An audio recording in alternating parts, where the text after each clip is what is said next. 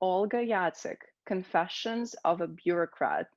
Confessions of a Bureaucrat, Olga Jacek.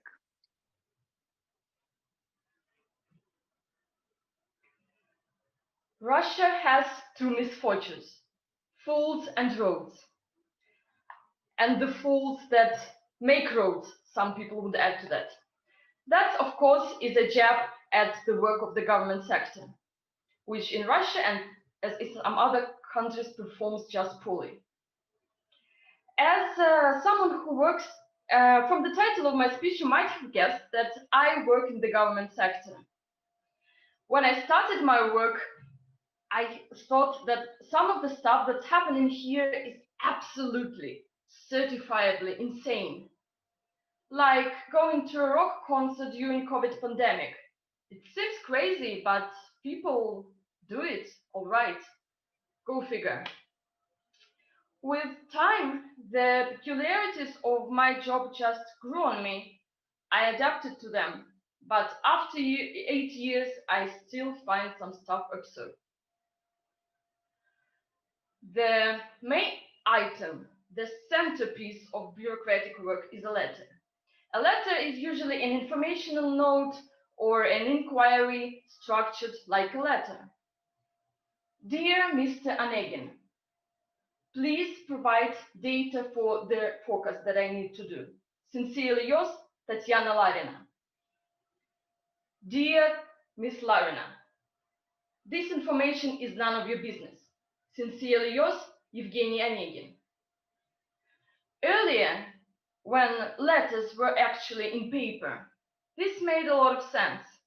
But now, since we have electronic document system, I wonder, why not turn them into something different? Say a haiku.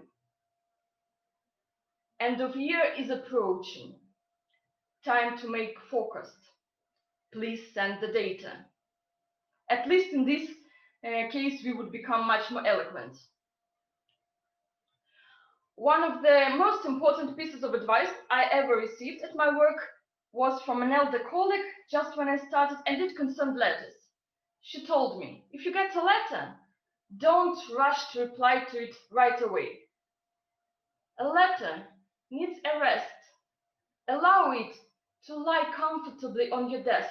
It needs leisure time, like we all do. Only later did I realize the wisdom of that advice. Usually, a letter can be given to several people. And if you are patient enough, you can wait until someone else answers to it.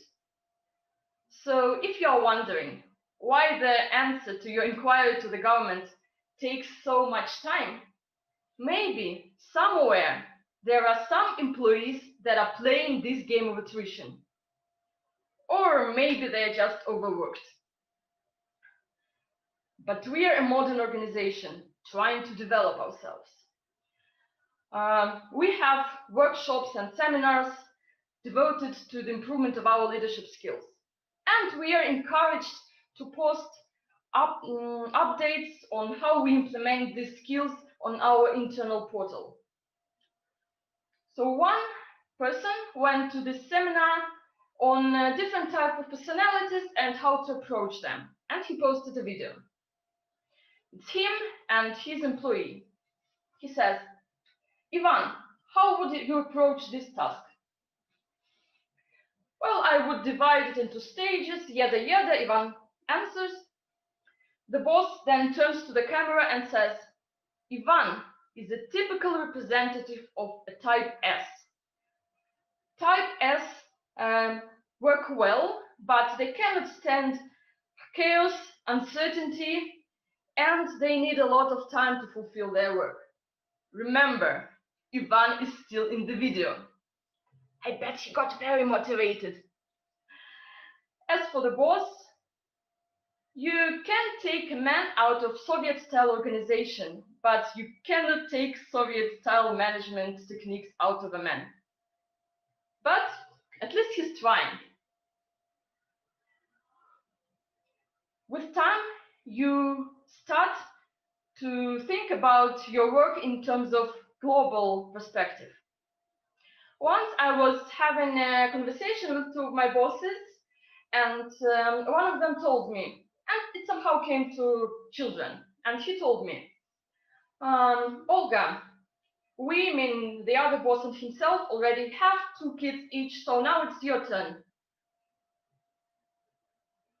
I think by the look on my face, he realized there was something wrong. He apologized immediately. After all, our organization prohibits gender discrimination. That's what's written in our brochure that we have, and glossy brochures absolutely cannot lie. He said, well, of course, it's your business, but we would be delighted. Which honestly didn't make the matters much better.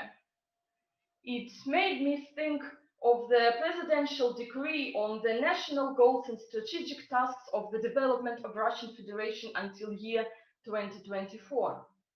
As any government organization, we are responsible for the fulfillment of this decree. But should my personal input lie in the area of demographic policy? I wonder. Anyway, I still have time. That's what working for the government does to you. You gleefully participate in the multiplication of documents.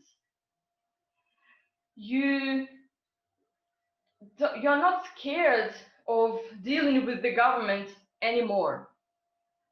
You become more tolerant of poor leadership techniques of your colleagues because you know that they don't have a chance to know any better.